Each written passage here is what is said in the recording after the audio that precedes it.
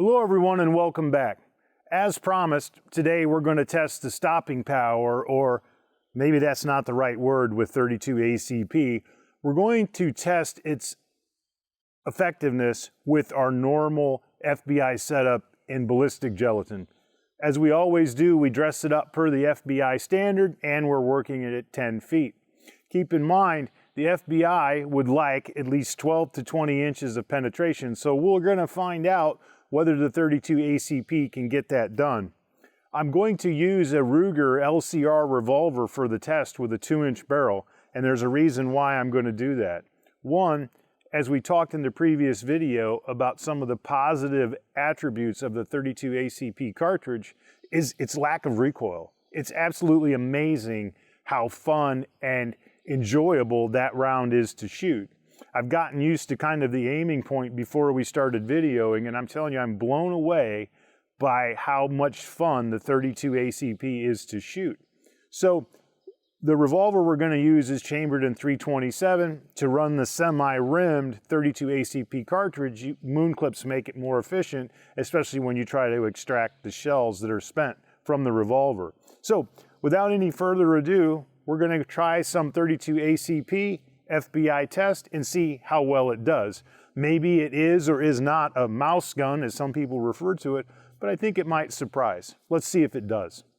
The first group of 3 that we're going to try is the Speer Gold Dot. Speer has an awesome reputation as far as how its bullets perform, so we would start the test with that, and we'll go down and make sure that everybody can kind of differentiate between the different manufacturers that we're going to use. This is 60 grains. That's kind of the standard. You can get them up to 71.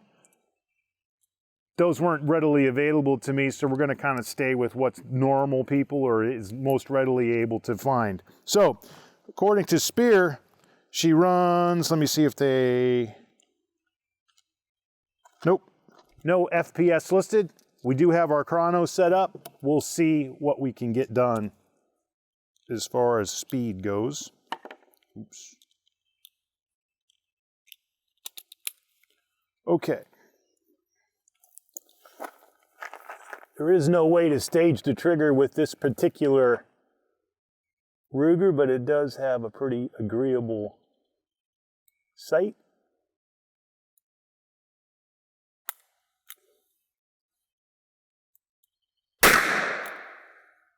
.586, that's pretty normal, right around 6 to 650 feet per second.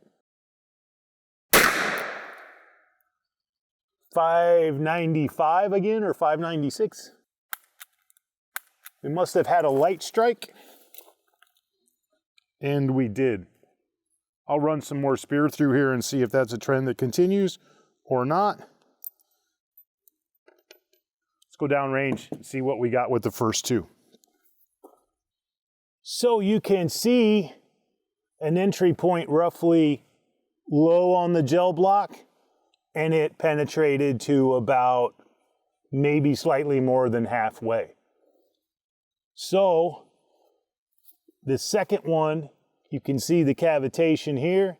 It went just about the same distance and perhaps might have exited through the bottom if we look at the gel as a little bit of directed downward.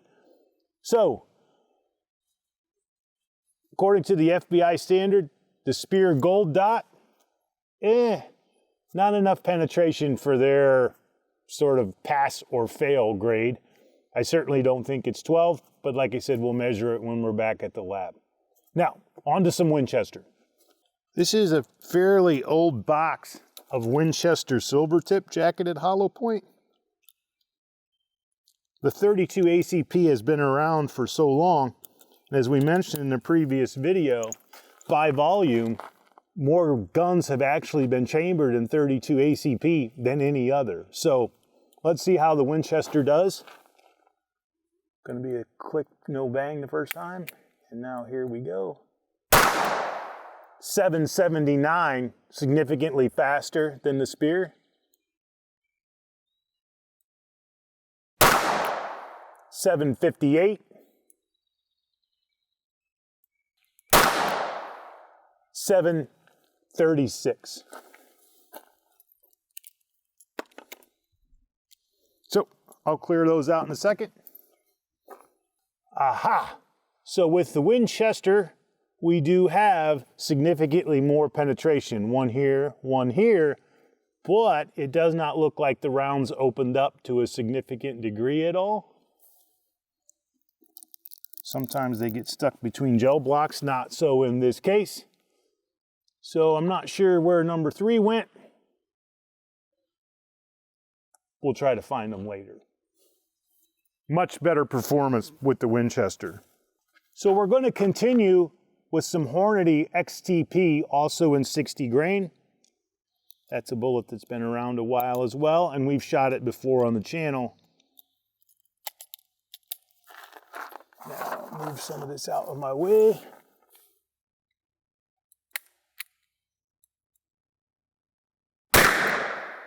.583.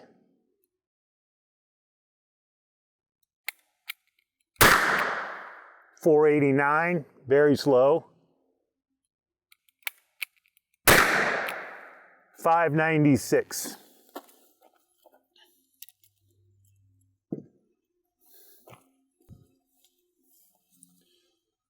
So, one of the rounds from Hornady is a big straggler.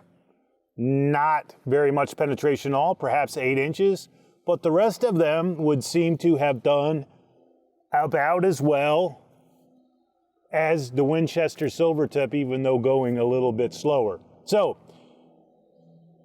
I would say with the right bullet, we'll pass the FBI test as far as stopping power goes. After flipping the gel block upside down, I found one of the Winchester Silver Tips. Now, it got decent penetration. The problem is, no lie, I could just reload this right into another 32 ACP case. It did not mushroom, it did not deform in any way, and that's probably a result of the speed.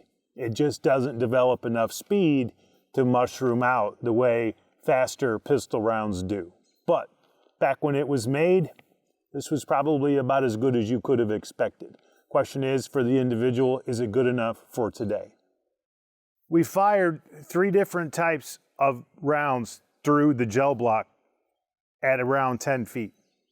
Using the FBI standard, sometimes we didn't get a very good result. I haven't had a chance, obviously, to go back to the lab and carve them all out, but this is really not desirable related to neutralizing a threat. Now, does that mean that the 32 ACP is ineffective? No. When we talked about the history of the 32 ACP and we referenced the greener, humane sort of animal dispatch weapon system, in the right setting it works good. I think it does have merit for shooters that are recoil sensitive. It's unbelievable how much recoil there isn't. So if you're a shooter who wants to everyday carry but has a hard time with small pocket guns chambered in .380 or above, this is an interesting option. I certainly wouldn't want to get hit with it at this range.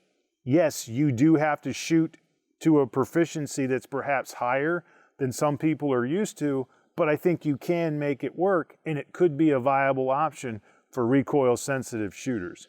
I hope you've enjoyed today's demonstration, and don't be afraid to like and subscribe.